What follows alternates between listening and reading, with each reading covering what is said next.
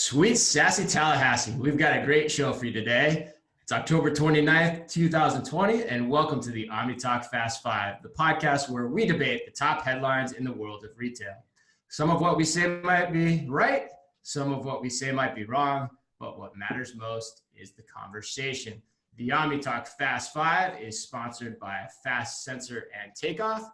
Fast Sensor is the first AI-powered business intelligence platform that provides business owners with ROI-focused optimization tools tailored to your organization. With Fast Sensor, you can successfully monitor safety, efficiency, and journeys from customer flow to queue management to the effectiveness of digital signage and promotions. And Takeoff. Takeoff is transforming grocery by empowering grocers to thrive online. The key is micro-fulfillment, small robotic fulfillment centers that can be leveraged at a hyper-local scale. Takeoff also offers a robust software suite so grocers can seamlessly integrate the robotic solution into their existing businesses. To learn more about each, visit fastsensor.com or takeoff.com. All right, I am your host today, Chris Walton, and I am joined as always by my partner in crime, Ann Mazinga, Emma the intern, and we also have a very special guest, which we'll get to in a second. But first, Ann and Emma, can you believe The Mandalorian Season 2 is now only one day away? How excited are you? I put on my orange Dutch tracksuit just for the occasion, which has nothing to do with it. But that's what we're that's what we're celebrating. I thought you were going to start leading off with it's Halloween and you're dressed up as one of the Royal Tenenbaums, because that getup that you've got on today is unique. No, it's a little extra. I'm trying to show our international Walton. flair. We have a guest today from across the pond. I put on this. This thing's like 15 years old for those watching on video. Stop putting on things for our guests, or we're not going to have any more. I'm really. I should put something on, right? Like I got to put something on. True, fair. But you should introduce our guest.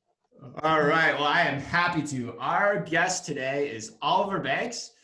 And Oliver, like I said, comes to us from the UK. He's our brother from another mother, and he is the host of one of my favorite podcasts in retail, the Retail Transformation Show. So, Ollie, how you doing today? I'm doing amazingly, Chris, and I'm so glad that everyone is wearing clothes today. So that is a good day. It is a good day. Now, Ollie, not everyone listening might be familiar with who you are and what you do. Tell them a little bit about yourself. Yeah, sure. So I'm Oliver Banks. I'm based in the UK and I'm a retail transformation specialist. I help retailers to make their transformation goals a reality through effectively delivering their programs and updating and upgrading their operating models. And as you mentioned, I also run a podcast called the Retail Transformation Show as well. So it's great to be on the other side of the table for a change. And it's a real honor to be joining you guys here today. So thank you very much. Yeah, absolutely, man. Yeah, and I've been on your show, and now we're returning the favor and having you here today. I can't wait. And we've talked about if we can ever get through this virus thing. Hopefully, we can do it live in person, possibly even in a British pub at some point. But yeah, definitely. Hey, man, today's show is filled with the headlines too. I mean, I gotta say, in my 3 years of doing this, and I know you agree too. I don't think we've ever seen as many just headlines that can really impact retail over the next few years. But before we get to that, I've made a few questions for Ollie, just so I want the audience to get a sense of who he is, how he rolls, and how much fun we're going to have here today as we're talking about the insights. So Ollie, are you ready? Just rapid fire, 3 questions I made just for you. Are you ready? Let's go for it. Let's do it. All right, first question. Guy Ritchie, overrated or underrated? Overrated. Oh, why? Ooh, fantastic. I didn't expect you to say that. I think he's gone off a bit, to be honest. I think probably rewind the clock, 10, 15 years or whatever, and he was on point. He's kind of just disappeared from now. Just can't capture the magic he once had. Okay, That's fair it. enough. Yeah. Fair enough. I think I would agree with that. First, Lock, Stock was great, but really hasn't ever caught that in a bottle again, that lightning. All right, question two. Some people would say question 2 as opposed to question 3. Question 2. How big of a national hero is John Cleese? Oh, interesting one. So I'll tell you, yeah, he's pretty big national hero. He's had his challenges though with Faulty Towers coming under modern day inspection, going, actually, this isn't very PC. This is a little racist or a bit offensive. So I think that's probably tarnished his crown a little, to be honest, Chris. Is that right? Really? That's still coming back to get him. Wow, fascinating. Yeah. All right. Fascinating. All right, question 3. This is my favorite one, and then we'll get to the headlines. And thanks to everyone listening for indulging me, but this is my sense of humor, and I love doing this kind of stuff. And you don't get the chance that often. You got to love what you do. Question 3. Any relation to David Tomlinson, who played Mr. Banks in Mary Poppins? No. No, dang. I figured it was a long shot. I figured we'd give it a go. Oh my God. No, first the orange jumpsuit and then that question. Oliver, please come back and continue the show. Please do it. I'm concerned, but I'm psyched. I think we can only go up from here. Oh, man. You're right. You absolutely can. There's nowhere to go but up from here. It's awesome. You got such a great sense of humor. That was great. I think it's my favorite question of all time. All right, let's get to the headlines. I think I've got the first one this week, right, guys? If I'm not mistaken. So this week was huge in the world of social commerce. So some big announcements. We won't go into all of them. We're going to talk about them generally. The big one, TikTok is now partnering with Shopify on social commerce. We also saw this week Dunkin', aka Dunkin' Donuts, is now paying its employees to post on TikTok. WhatsApp is now opening up in-app shopping features. And this one was cool too. LG TV has launched Shop Time on its television sets featuring QVC and HSN. Why don't we give our guests the honors first? Ollie, what's your take on all these stories collectively?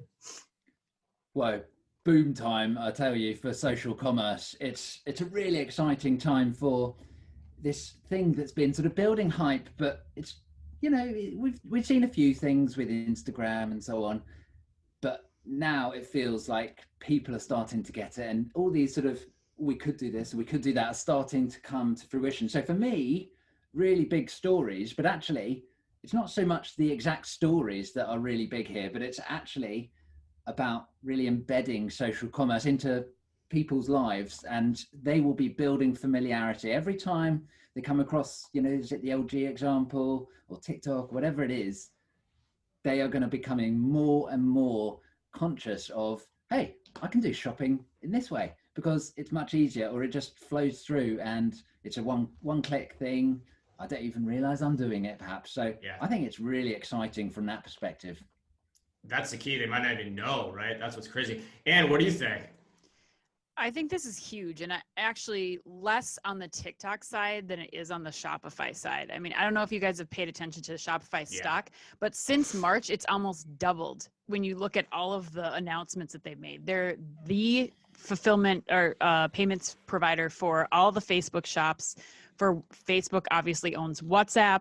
You also have Shopify just kind of creating this ecosystem around enabling social commerce to happen. They are the backbone for everybody from your biggest retail players to the small mom and pops to influencers who are now becoming retailers, getting on a platform and being able to sell anything, anytime, anywhere. And especially as we really get into this like social commerce being discovery happening online. And that will just continue to grow, I think, especially in the next couple of months when, in the US, I think we're projected to spend 20% more time this year on our social platforms than we ever have. So I think it's something to pay close attention to, especially as we get into the payment space and really look at the other tools and plugins that Shopify is enabling, and then how consumers shop. And, I think in the past we talked about Shop Pay and, is this something that can take over? But as we start to think about how you're going to be checking out at all these places, having a simplified checkout like Shop Pay is now even more lucrative, I think, than ever. Great point. Yeah, it is amazing just how many tentacles Shopify now has out there in the world. Like, it's pretty damn impressive. Emma, what do you think? You're kind of, you've kind of played around in these types of spaces, even just entrepreneurially. Where's your head at with all these things this week? I, of course, love all of these. Shopping through social apps is so fun and it's entertaining and it's different from the traditional ways of shopping. And I also Shopify is a brilliant company. I admire what they do. Hello, Instagram and Facebook shop. This is another kind of direct competition with that. But I think this is definitely the future. Which they're also connected to. Yeah, right. Yeah. Definitely the future of shopping because it's just so different, new, and fun. I think the other two things that I want to get you guys' takes on too is like I think it's really cool that Dunkin' Donuts is saying, hey, be our ambassadors, right? You guys are TikTok. I mean, you guys are out there, do it. Put things out on TikTok. Help share our brand story. Like, what's the harm in that? I think that's cool. I think that's something that more companies could leverage and take quote unquote some risk with. But the other thing that's really cool to me, and I know this was cool to you too, is like the LG story is fascinating to me. We've talked all the time on this program about what are those moments that different retailers own your life. And I don't know about you, and Ollie, I'm curious too in the UK what this is like for you. But like for me, that sitting down in front of the television is still a thing. But what's becoming less and less of a thing is the channel surfing and more what apps do I want to engage with on that television screen and where do I spend my time in that moment. And so it's cool to see like QVC and HSN who've always owned that through the surf now going into that space too. And that's still a space that just seems like it's wide open. But I don't know, Ollie, maybe we'll go to you first on that one. What's your perspective on that last point from the UK standpoint? Yeah, well, I think it's the TV is still the screen that perhaps demands the most sort of deep concentration within our lives. Sitting, paying attention to it for an hour plus a day. I don't know what the average numbers are, to be honest, but I think absolutely it's about turning up where customers are already. And retail's always done that, right, through ads, etc., on TV. And now it's just a slightly more interactive way of turning up where customers are when they're sitting down relaxing. Right. And you gave up cable a long time ago. Like, how do you think about that whole thing? Well, I think what I love about this is actually just how it already weaves itself into the patterns and behaviors that we already have. You're used to going to Amazon, Prime Video and clicking on a movie you want to watch and downloading it. So that behavior seems normal. So I think that was really smart for QVC and HSN to kind of move into this platform. I still think that there's like this step removed where I don't know how many people are going to be like, yes, let me go shop online right away. I don't know what that will reflect in viewership or participation. But I think it makes sense just in terms of normal patterns and behaviors. And it certainly makes more sense to me than yelling at Amazon Alexa to buy that thing off the TV. Like that to me is an SNL skit waiting to happen. Shout out to Carter who wanted us to talk about that on this week's episode. You're right. But how do you actually close the transaction on television? I think is still a really open question. And Gary Newberry, shout out to him too. He wanted us to talk about TikTok and what this means for Amazon. I mean, I don't know. I think it's interesting in that Shopify is carving out its niche against Amazon. And you have to remember, like Shopify is the shop basically. It is what it is. Like Amazon has been the fulfillment for small, businesses. This is different. And so I don't think it's necessarily a death knell, as some people have been saying on LinkedIn for Amazon or look out Amazon, but like this is unique. And you're shaking your head. I'm going to disagree with you on that. I mean, I think that it's a bigger deal than a lot of people are giving it credit for. No, is it the final death, blow for Amazon? Probably not, but it's going to pretty much give people the ecosystem of options of fulfillment to sell themselves versus going and selling products on Amazon, which people are having a really hard time with right now, especially when it comes to owning your customer data and information, and to be able to keep on to that information by using various plugins within Shopify and being able to put your product out on, do live streaming, all these other features and functionality, all the way to like how you're handling fulfillment and follow up with customers. I think it's a bigger deal. It's interesting. Like long term, Amazon doesn't have that social network, and you see it still just going more towards logistics and backbone and convenience and that kind of thing. We'll see, or going more into physical retail than it has. All right, well, let's keep on rolling. Can I ask you guys a quick question on the social go for it, Ollie. What do you reckon about, we got TikTok, Shopify this week. We've had Shopify Walmart recently. We've had Walmart TikTok sort of, will they, won't they, who knows? What do you reckon about this triple threat, 3 in a bed situation that we've got going on with these? Do you see this going a long way? I think that part is fascinating, and thanks for bringing it up too, because we should have done that in the show. Is like, you have to remember too that Shopify has that partnership with Walmart that they announced a few months ago, and so now that plays into this. So now if you're on Shopify, you can get distribution to in Walmart, returns in Walmart, which they've said can happen. You know, you can now, Walmart's got a part of TikTok too, so they're going to want to facilitate that and get a piece of that pie in the same way. Yeah, I think you're absolutely 100% correct. Like that's another important element of this conversation. Yeah, for me, it goes back to the ecosystem that they're creating, Oliver, where it's just like, you know, you've got all the Walmart store locations, you have the combination of Walmart and entertainment that they can help put out via their platforms with TikTok. And then I think you have Shopify, again, enabling shoppability for every single point within that whole line. Yeah, it reminds me of that some advice somebody gave me like 4 years ago, starting out as an entrepreneur. Like, would you rather be the house or be the tool that everyone uses to build the house? And my God, Shopify feels like the tool that everyone needs now to do so many different things. I think that's the takeaway here. All right, Emma, Whole Foods. You want to take us to the next one? Yes. Speaking of Amazon. Yes. In the battle to get your groceries to you as fast as possible with you doing the least amount of work, Whole Foods has rolled out 1 hour pickup chain-wide. Specifically, Prime members can now pick up their groceries within 1 hour after ordering them for orders over $35. So this I'm excited about because I almost always use Whole Foods, Amazon, because Target never, like their fridges are always full when I want to do kind of order pickups.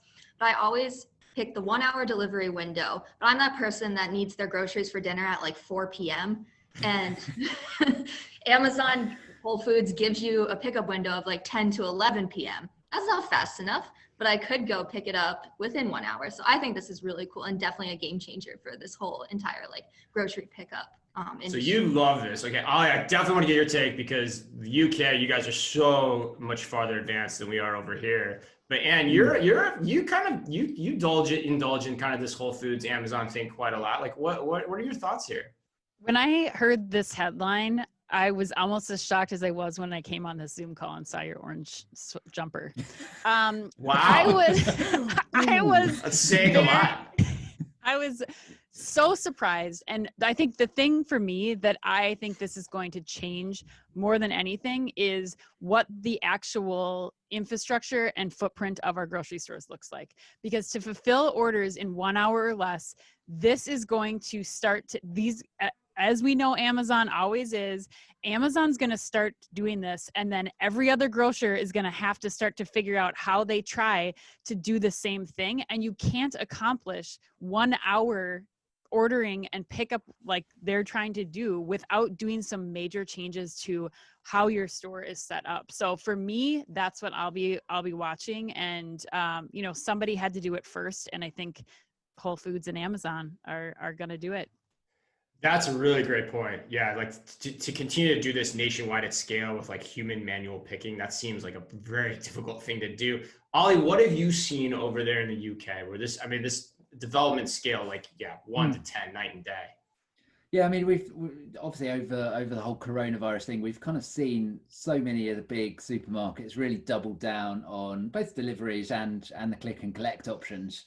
And absolutely, we've seen some massive wins by different companies. I think Tesco up to 1.5 million. I think they basically doubled the amount of capacity they've had in the past few months. 1.5 million slots a week they're doing now.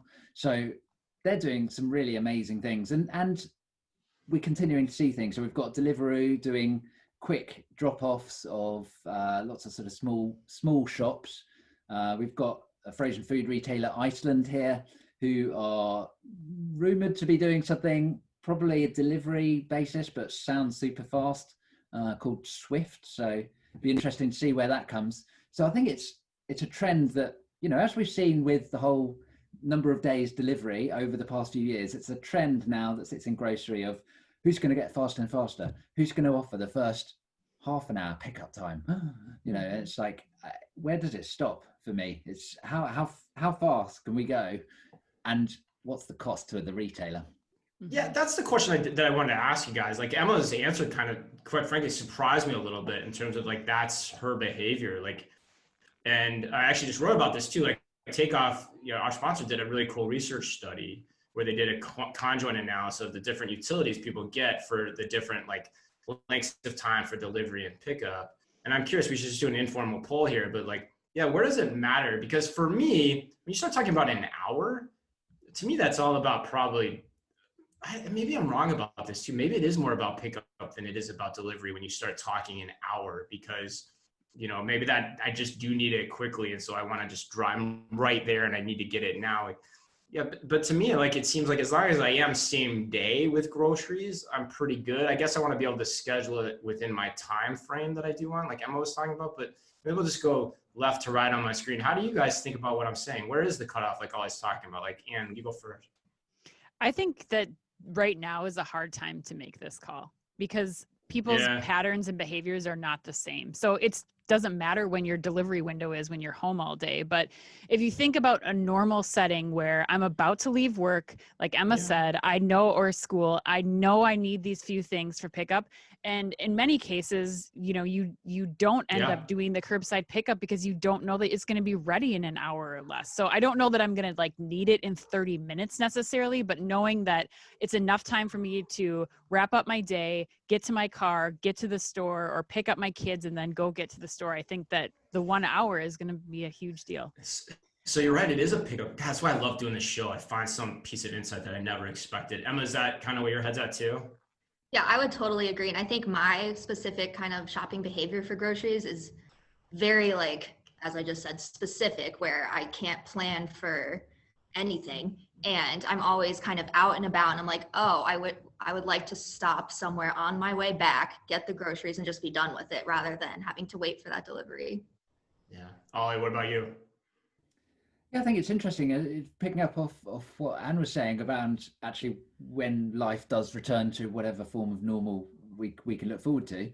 Actually, are there going to be pinch points towards the end of the day where actually everyone's looking to pick dinner up at that same slot, all at the same time, and actually suddenly, oh, by the way, also lots of customers are in the shop at that time anyways. Oh my goodness, how am I going to actually fulfill all these orders? And could it be customer frustration and disappointment just waiting in the wings to happen? That's why I think the infrastructure thing is such a big deal. Yeah. They're going to have to figure that out.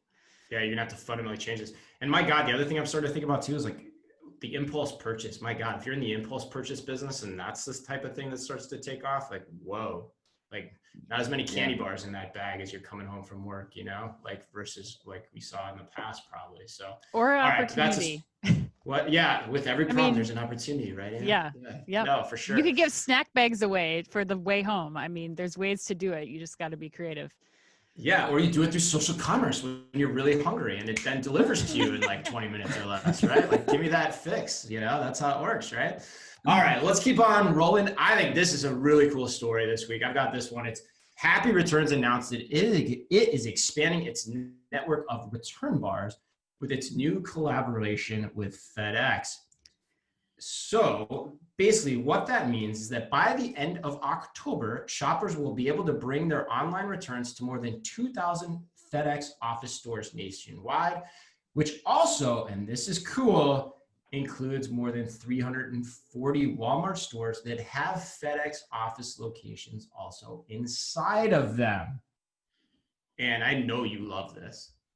Yeah. Well, I want our listeners to pay attention to an interview that we'll have coming out with the co-founder of Happy Returns, David Sobey, who's going to talk to us about this. But one of my questions for David yesterday, and what I think is so compelling about this offering now, is that I don't know about you guys, but a lot of my day when I'm out running errands is planned around returns. So I think when you think about a lot of consumers, that return is generally a sizable amount of money. If you're going to go make a return, it's $30 to $40, we'll say, for something that you ordered on Amazon Prime Day that showed up and was a total disaster. So you think about the other things when how much time you have and what you're trying to accomplish in that time. And I think what's of particular note is these Walmart shop and shops for these FedEx locations, where now I can go and return my Amazon package, which I have to do. And now the rest of my, my to-do list of picking up something for the arts and crafts projects for daycare or picking up the last few grocery items. Now I'm choosing a destination because I can accomplish all of those things in one place. And that's what I think is going to be really unique about this. Yeah, I think the other thing too, for the retailers listening, we're talking a lot, we talk a lot, and we're talking a lot from a consumer side, but two, for the retailers listening, this is pretty freaking cool for a couple of reasons. One, and we'll go through this on the podcast with David, but like the experience is totally contactless. So you just bring it in. It doesn't have to be boxed. It doesn't have to be packaged. You don't need a label. If you're working with Happy Returns, you just show a barcode at the FedEx place. They scan it. They take the product, put it in a bag. You don't even have to, one person doesn't have to touch another thing. Boom, done. That saves you a ton of money because the consumer is basically doing the part of the last mile for you. And that is huge. And this gets you density too. Like you're talking FedEx, we're talking hundreds of locations in like New York, Manhattan. You can't just do that and build that yourself. So this is something cool that I think people need to take a look at. But Ollie, what's happening on this side and across the pond in the UK? Like what's going on with returns from your standpoint? Well, I think it's obviously an eternal challenge. What's sitting in my head, to be perfectly honest, and it's not necessarily UK centric, is do we need to be a little bit more careful about how easy we make returns as an industry? Do we want to actually make it a little bit hard to discourage that big problem that it comes back with in terms of grading, in terms of restocking, in terms of damages, in terms of obviously cash flow? I don't know. For me, there's a limit to how much frictionless returns we want to go after. It's interesting, especially when you start talking about like sustainability and all those angles too. Like, Emma, you have any thoughts on that in terms of what he's saying? I mean, you're kind of, the different generation from the three of us. What do you think about that question? What are you saying? I've got some thoughts. I definitely love the idea of returns being as easy as possible, but I can't lie, that has crossed my mind before where I'm like, why is it so easy? Does it really need to be that easy? I don't know. Right. Well, I guess, as a brand, you can decide, right? Like, I mean, you can decide where you want to play on that spectrum. So I think you still ultimately have the power. I think the interesting part about that is I talk about the psychology of why, physical retail stores and digital stores exist. And I was talking about the 5 dimensions, right? Inspiration. I think I talked about this on your podcast, Ollie. You did. Inspiration, convenience, immediate gratification, the experience of being somewhere. And then the other one is taction, right? The ability to touch and feel product and get confidence in what you're buying. I think the fascinating thing about the return discussion is that it always been the bastion of physical retail, but with return models, starting to evolve, that gets chipped away. And so it actually does make our lives more convenient. And it feels like in the context of all these conversations, anytime convenience gets chipped away and we can do it without going to a store, it feels like that wins. So you're right. I don't know. Maybe we don't need it all the time and maybe it's dependent on the brand, but it feels like there's a there that is left to be cracked based on how we've just seen, digital commerce continue to evolve. And any closing thoughts? Yeah, I mean, I think that it's easy to say that if you have physical stores and people have that option too. I think a lot of these companies are D2C brands who don't have the investments that they didn't make the investment in physical retail. And so yes, e-commerce not hugely profitable, but if you don't have some of the other employee costs or store management or real estate costs or leasing that you're paying, this gives customers confidence in trying a product that they may not have tried before, especially as we start to bring social commerce into this. And if you're seeing things and being inspired online and you're seeing things, via your TikTok videos and you're buying that, and you don't have the option to return it. I don't know that that's going to make for successful social commerce, but I totally get it though. I think that there's definitely some thought that needs to be put into the amount of returning that we're doing for sure. Fascinating how these stories come together. All right, Anne, you want to take us to story number 4? Okay, story number 4, Amazon is going to pay you for your shopper data. I mean, they're already collecting it anyway, so they might as well give you $10, right? So Amazon just launched their Amazon Shopper Panel. It's an app that customers can download from the App Store, and it'll let you upload 10 receipts per month from purchases made at non-Amazon retailers. So you can't upload any Whole Foods, Amazon Go, or any of those stores, but you can upload receipts from grocery stores, drugstores, department stores, and even entertainment destinations, which is interesting. So everything from theme parks to restaurants to movie theaters, you take a picture of your receipt, and for every 10 receipts that you get, you'll get a $10 credit to Amazon, or you can donate that $10 to a charity. Now, for me, this was, I mean, it's not surprising. There's tons of companies out there right now that, let you upload your receipt, and they are, giving you that option to get some sort of reward for giving your shopping data outside of that one particular retailer. But I think ultimately it shows you the value of this data for Amazon, that they're even willing to go to this very old school way of collecting information, or at least giving customers the impression that they're asking you for it instead of just taking it based on all of the other things that they have running in the background. So yeah, curious what you guys think. Oliver, what's going on in the UK as far as receipts? Like, do you guys have this practice? It feels to me a bit like submitting expenses, right? I think it's really interesting. So I don't think the program is going to be available in the UK, to be honest. But I think it's a matter of time, right? It feels like it's a big data gathering exercise. We all know Amazon's obviously hugely data hungry at the very best of times. And I was digging into some of their terms and conditions actually, just to understand a bit more. And I'm going to read directly from their terms, which says, "We may use the information you provide to help us build models about which group of customers are likely to be interested in certain products." It's like, well, that's what they're doing then. Right. So, right. More relevant ads, probably, looking at which categories to jump into. I think that the hospitality piece is really interesting. I've not seen anything quite so aggressive as this before. Certainly this side of the pond. Yeah. Emma, what about you? Are you going to upload your Amazon or your grocery store receipts to the Amazon app for the $10 credit? I am like totally good with giving them my data. However, $10, like that's nothing. Like I feel like, oh man, really? You don't even want $10? No, if it were like maybe 20, maybe. Like $10, Just I feel like it should be more. Like you should be able to get more for this. I do 10 too. is an insult. Like I deserve like make more. it worth my while as you go along. Oh, I think it's interesting because you're going to, by putting it at $10, you're going to be targeting a very specific customer niche, right? In terms of the price point, who's going to be bothered to do that for $10? Yeah, good point. Which could get you a lot of data real fast still to that point. Yeah. All right. I think I just love about this. They'll try anything. These guys, they'll try anything and see what happens, and they'll give it a whirl and see if it works. All right. This next story to close us out. I think this is gonna be fun. We could have a lot of good discussions here. Really interesting story in the media. I think you're seeing this start to pop a lot now. Sam's Club announced this week that it is deploying 372 autonomous floor scrubbers to its fleet of stores. The expansion will result in a floor scrubber now in nearly all of the retailer's 600 stores.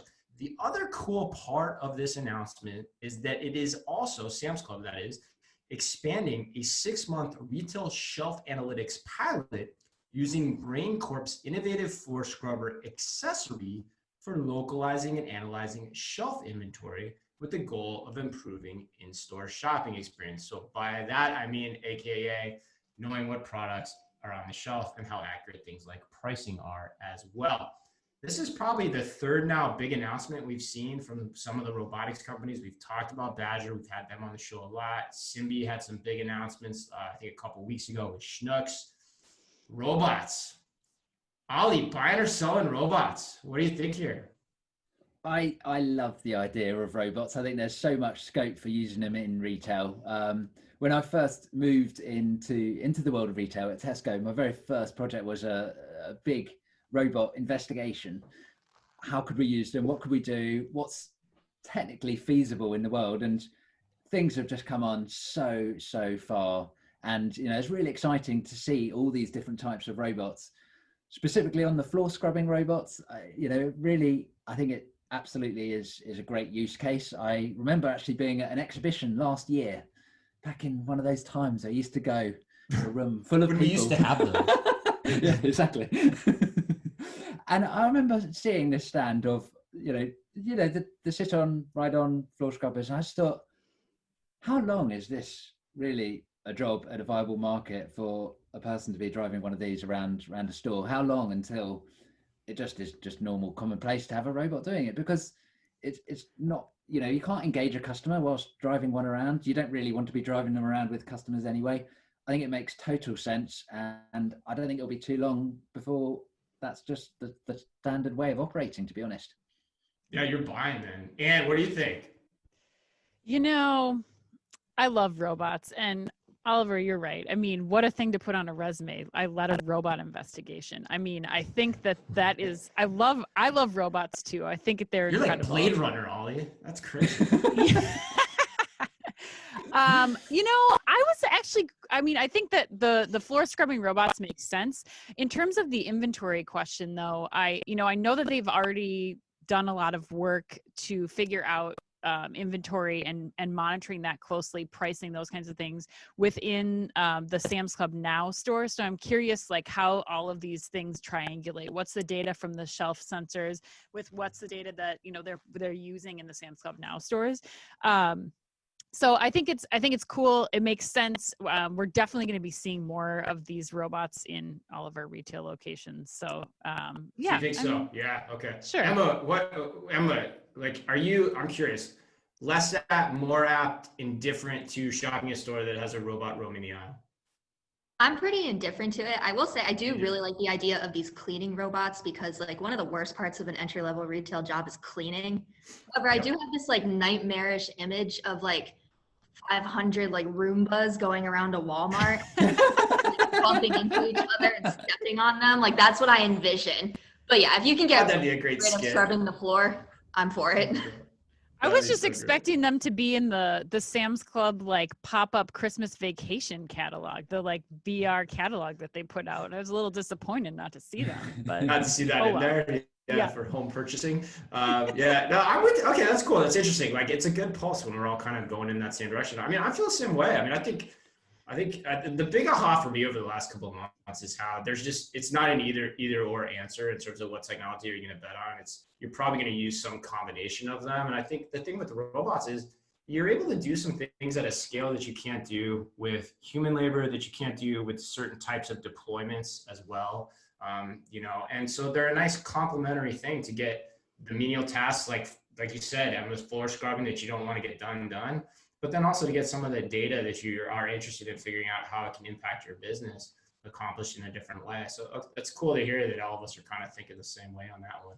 All right, well, that closes us up. Ollie, any big plans this weekend we're heading into Halloween this week, right, guys? Ollie, what you got planned? Me, I think I'm doing a lot of work on my house, so be nailing down with the tools. Are you recording this? Are you going to record it, Ollie? Ollie has a YouTube channel that he just started on the side where he fixes things around his house and like talks about his retail experiences buying products for his house. Quick plug, but that's pretty incredible. Yeah. You're like the Taylor Swift geek out moment. Yeah, you're like the Taylor Swift of the UK. Like some of us just eat ice cream and buy things online in quarantine, and Ollie started a separate video channel, you know, casually. Yeah, he's like a social commerce influencer for like Lodge home furnishings. Check it out in the back if you're watching the video. It's pretty cool. All right, well, that wraps us up. Ollie, thanks so much for being with us today. That was fun. That's one of my favorite episodes we've ever recorded. I had a blast, and I thought it was cool in terms of the way we went into so many of the angles of the various discussions. Why I love doing this show. A big happy birthday today to some really big faves of mine personally: Winona Ryder, Finola Hughes, my favorite Charlie's Angel growing up, Kate Jackson, and of course, the great Richard Dreyfuss. Oh my! Remember, if you can only read or listen to one retail blog in the business, make it Omni Talk, and if you can listen to two, make it the Retail Transformation Show. Our Fast Five podcast is the quickest, fastest rundown of all the week's top news, and our twice-weekly newsletter tells you the top 5 things you need to know each day, and also features special content exclusive to us and just for you, all within the preview pane of your inbox. You can sign up today at www.omnitalk.blog.